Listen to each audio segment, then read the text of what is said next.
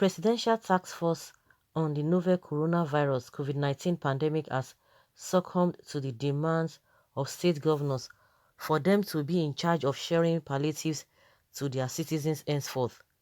The Minister of Humanitarian Affairs, Disaster Management and Social Development, Mrs. Sadia Umar Farouk, made this disclosure Monday at the daily briefing of the task force. Governors of the 36 states of the Federation had last week called on the federal government to allow them to oversee the distribution of palliatives to cushion the effects of COVID-19. The palliatives being distributed to the vulnerable are currently being handled by the Ministry of Humanitarian Affairs, Disaster Management and Social Development and the Coalition Against COVID-19, set up by the Central Bank of Nigeria, CBN.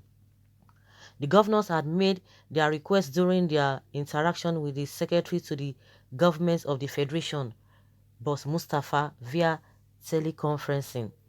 The NGF chairman and Ekiti State Governor, Dr. Kayode Fayemi, had in a communique released on behalf of the governors said the forum expressed appreciation of the private sector coalition against COVID-19 set up by the Central Bank of Nigeria, CBN, for their pledge to support states to increase their capacity to mitigate the spread of the virus and care for confirmed cases through the construction of isolation centers and the distribution of personal protective equipment to states. Members underscored the need for CAR COVID to work directly with the states in the distribution of palliatives, Fayemi said. He said the governors also emphasized the necessity for stronger collaboration with states because they are best positioned to administer palliatives to mitigate the impact of the crisis, including the distribution of food and essential materials to households to help them cope with the expected loss of income and livelihoods. But while responding to a question on if the government was thinking of changing the strategy of sharing the palliatives missed criticism and dissatisfaction, Mar Farouk said the country has a national response plan on ground which has different stakeholders from the national to local governments on board.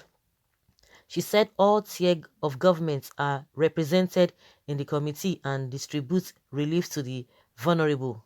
Farouk said, going forward, we have decided to hand over this food relief to the state governors for onward distribution to their citizens, the poor and vulnerable in the society.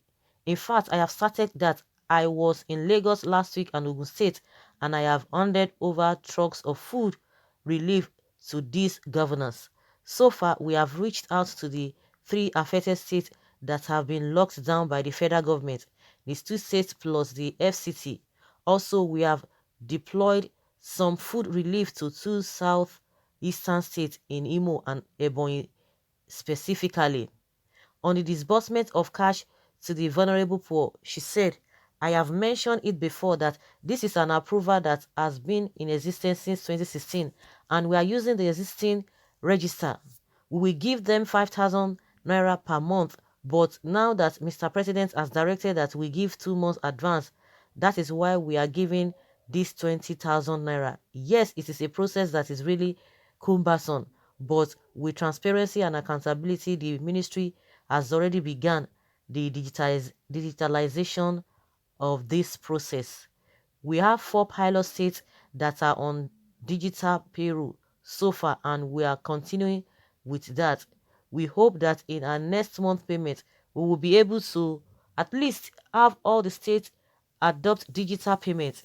It is not in a one-day off thing.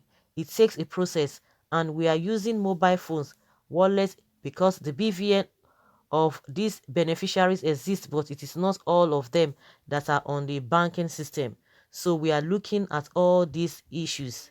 On the possible expansion of the register, Farouk said, yes, I did mention that we are working on the possible expansion of the register, and this is to inform you that we have started the process. Our main focus now is going to be on the urban poor because these are the people that have now become vulnerable as a result of the COVID-19 pandemic and the lockdown. We are also focusing on the people living with disabilities. Already we have some numbers in our existing sub-national social register, but now we are going to focus more in registering these people with special needs. So guys, these are the words of the Minister of Humanitarian and Disaster Management and so on and so forth. She has said now they want to hand over this palliatives, whatever, to the governors, so that it will be much easier. But I don't think whether is all the 36 states it will accommodate all the 36 states, which I think, maybe it will be maybe batch by batch, because the governors of the 36 states of the federation has called on the federal government. That means if they have called, or if the 36 states governors have called the federal government that they want the palliatives to be given to them so that they can distribute to their people, of course everybody will be every state will be accommodated. But so far so good. It's like five places: Lagos, Ogun, and FCT. And again, she talked about the Madam Sadia said other two eastern states, they've joined or they've sent their own to them. The rest states, they know how to handle them. But I think, in my opinion, I think that would be the best thing, because let everything just go at the same time. Distribute whatever you want to distribute, so that the people will stop calling the federal government, and they will hold their governors accountable if anything happens. So everybody will know who they are going to call. Not that the whole country will be calling on Buhari, calling on the federal government. And also, for it to be much easier, now, if really the whole thing, just like the minister said, that they are going to be giving the governors so that they go and give their people, the same way the governor too should try to trickle it down so that it will be much easier. Because like our councillors are not functioning, what do we call them, local government chairmen, they are not there as well. Only the state government, they will just take care of everything, and I don't know the work that those people do. Because with that, we have all those things in place, but in on paper, but in reality, that is not what is obtainable. And that is why they are finding it so difficult, because they have not been doing all of these things before, because no system or structure in place. That's why the whole thing is just zigzag. I hope they will use this opportunity to be able to set the records straight. And these people, one thing is that after this whole episode, before you know it again, they will go back to status quo. But if within this period, we'll be able to feel the impact of our councillors, the councillors will be able to trickle everything down. For the people, they will know people in their area, maybe streets and, many streets like that, will be under one ward. Because when they want to go to do election, for voting, that is when they will be bringing all of those. Oh, they will say ward this, ward that, ward this, and all that. And the end of the day, talk about local government. But when it comes to the nitty-gritty of the real thing, the real governance, all of those things will not be there again. It's only on paper. So if the state governors, if they are going to get these policies from the federal government, let them trickle it down to the local government, to what the councillors do, so that they'll be able to reach out to those people. It will be much easier. All these things are not rocket science. It's just that they didn't want to do the right thing in the first place, and that is why the whole thing is overwhelming. The whole thing is overwhelming.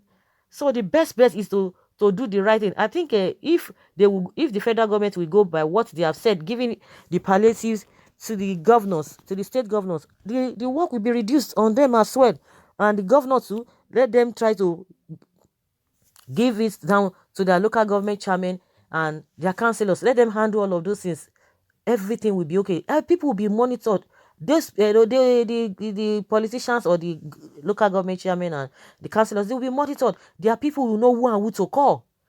They will call their councillor. Okay, they have given you so and so. Why are you not getting it? Instead of you to be calling your state governor, you'll be calling your councillor. Your councillor will talk to the local government chairman. From there, they will go to the state. That's how it ought to be. But I don't just know. These people, they always stand on the position or make it feel or make people seem that they are educated. But yes, in reality, they do different things. They don't just do things like people who are learned. All these our politicians, they don't do things like people who are learned. How can they be doing this kind of thing? Because they ought to have known. Because they don't project into the future. Because of the way they are behaving, business as usual. That is why we are having problem now.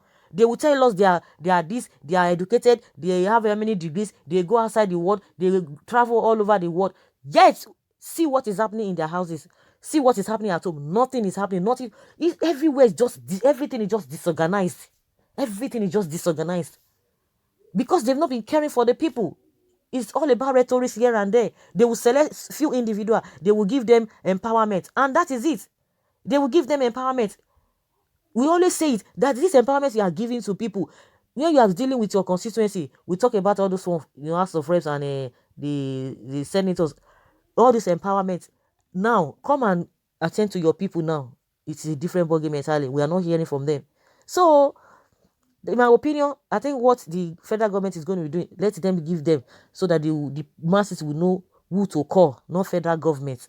So, guys, let us hear your opinion concerning this. I'm sure some people might not. That is my opinion. I think I really align with what the federal government will be doing. Some people might not really like it. Of course, they will have their own reasons as well.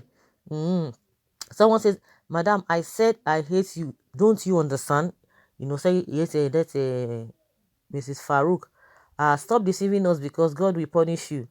Someone say you are just lying. Must we put policies with the life of people every time in Nigeria? Our governors are largely scavengers. I won't give them their own share. I pity Nigerians that are being shortchanged.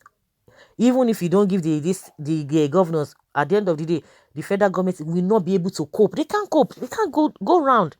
That is just the way to go. If you give the governors, and if they don't do their part, definitely people will call on them. No, they will not be calling on the federal government. That is how it ought to go. So guys, let us hear your opinion. Leave your comments below and let's have your take.